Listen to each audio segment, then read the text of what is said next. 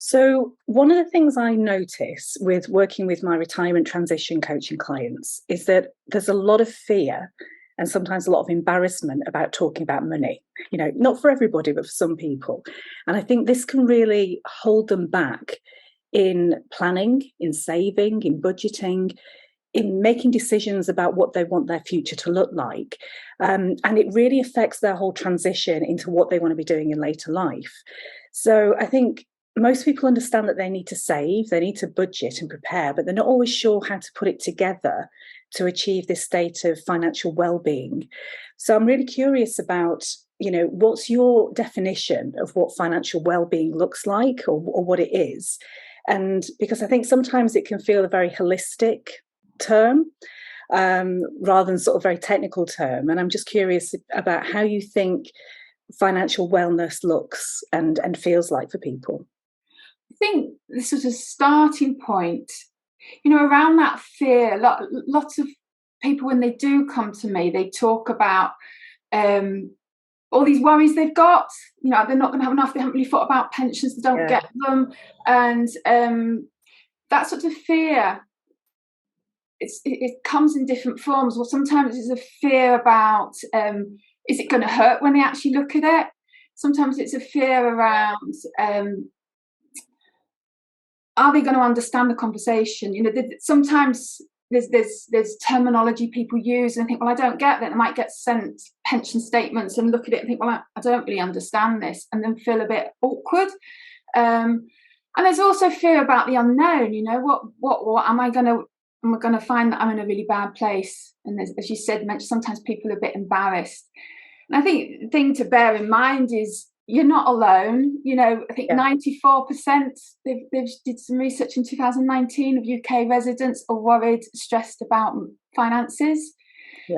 And from what I've seen, it's not necessarily how much money you've got that makes the difference and what you're doing with it. It's kind of sits with a lot of us. I think a lot of us have guilt around money, and fear, and we often do our spending based on our feeling in the moment, rather than looking at what do we really want what's important to us. I think there can be a lot of peer pressure.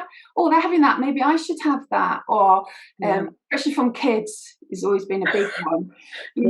Oh, well, they want the best for them when they're younger, but are you really looking at what's important to you long term? And what I found is when people do sit down and do it, face that fear, and some people do it on their own, some people would do it with an advisor. The effect, the feedback I get is, I feel a little bit more in control. I know where I'm going. I feel empowered to make some decisions, because I think sometimes people think there's going to be a black and white yes and no answer, and it's not quite like that. It depends on what's important to you and what your values are and your own position and what you're trying to achieve. So once you've got your head around that, and you've looked just not just for today, but you've looked longer term, 5, 10, 20 years, what is it that's important? You can then make those everyday decisions and choices without all that fear and all that worry, and feel a lot happier about it. And that then helps your everyday life and your quality of life. I mean, the whole concept of fear and guilt and worry about it is very real, even right now, isn't it? Coming out of the pandemic, the whole inflation situation, the cost of living crisis that we're in at the moment. It doesn't matter what stage or age of life you're at.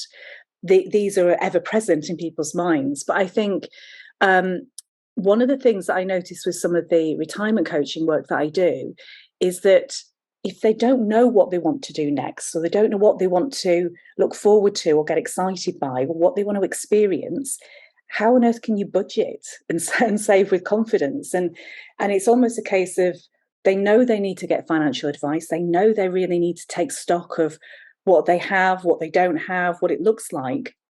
But they almost need to take a step back a bit further from that, haven't they? And they almost need to think, what do I want to experience in later life? Whether it's a real luxury travel experience, whether it's moving house or other things that they want to invest in, they have to have some sense of what that is in order to plan effectively. Absolutely. And I think that taking time out to sit back and ask those questions. And it really helps to do it with someone, because you can't just shove your head back in the sand again and think, oh no, it's a long way off, I don't need to think about it. And understanding that things will change. It doesn't have to be set in stone, but if you'd spend a little bit of time thinking about what might I like to do, what would be important to me, what might that look like, and then what does that mean now? But you do need to take a step back out of everyday running around and just say, right, okay, I'm going to have a little look at this and play with it and see where I come out. And hugely value having a vision of where you might be going, and then you can build it into your everyday, what you do every day.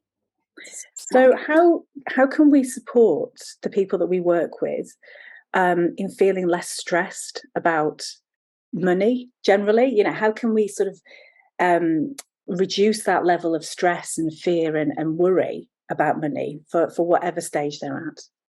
I think the starting point is to just sit down and set aside a couple of hours and have a look at the bigger picture, not just today and tomorrow. You know, look at decades, 20, 30 years. What might that look at? And I'd draw a graph, time against, and then this side you'd have like your career, you'd have family, you'd have property, and then you'd have the kind of lifestyle-y things, holidays and things you like to do. And then look, what does that look like along the timeline? And then you then get into some of the detail. What is your income? What are you spending? What do you need to spend and you don't have much choice about it? And what things are you choosing to spend your money on at the moment? And are they really important to you or not? Would it be better to actually look at some of these things that happen further down the line and put some of that money you may be spending on things that aren't important to your longer term things? And then the other thing to sort of bear in mind that really can help is to sort of think about building in a bit of resilience, whether that's a pot of emergency cash for when the car suddenly breaks down or it has its MOT and needs loads of work, and you think, oh, I didn't plan for that. Or whether it's, planning for what if you're off ill and sick, those kind of things. A bit of protection in there gives you peace of mind. And I know from my own personal experience, it can make a hell of a difference. Yeah, completely. And I think one of the things as well is that sometimes when people are looking at what they want their retirement to look like, they want to try new things that they've never had the chance to do before. They want to be creative. They want to be able to be innovative and do things that they've not had a chance to do before. But I think if you're not in a place of financial wellness or security, you tend to take less risks. That you won't necessarily want to try different things or feel as though it's an investment if you haven't got that area of financial security. Yes, yeah, definitely. It's looking at the bigger picture, and I think sometimes people think it's too far out of reach, but if they did a little bit every day towards it, it's not. It's those little bits add up and think, well, that's not really me. How could I do that sort of thing? But if you start early enough and putting money away, you then get the benefits of sort of growth on growth, which can make a huge difference. That sort of compound interest.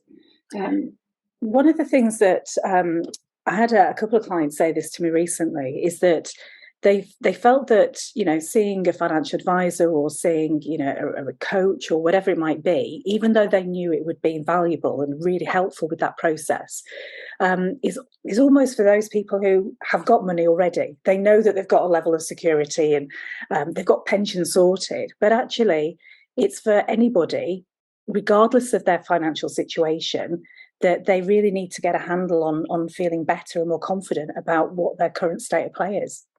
Absolutely, and it is for everybody, absolutely for everyone. It's not just when you're in a crisis, and it's not just when you've got lots of money. It's very much that middle period that can make the biggest difference. And something I think that's interesting that I found when talking to a whole mix of different clients, nobody thinks that they're in that region of having lots of money. Then they're a bit embarrassed, oh dear, I haven't got very much. And you're thinking, you're doing all right here, Yeah. But it's all relative, and we don't know what other people's circumstances are. As you say, a lot of us brought up, you don't talk about money. That was something my parents said.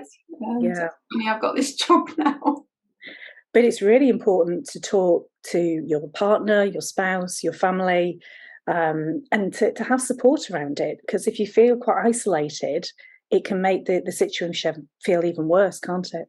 It can, and that reminds me of a lovely meeting I had with one of my clients, and it was the first meeting with her, and we sat down, we did all this planning and exploring and asked lots of questions.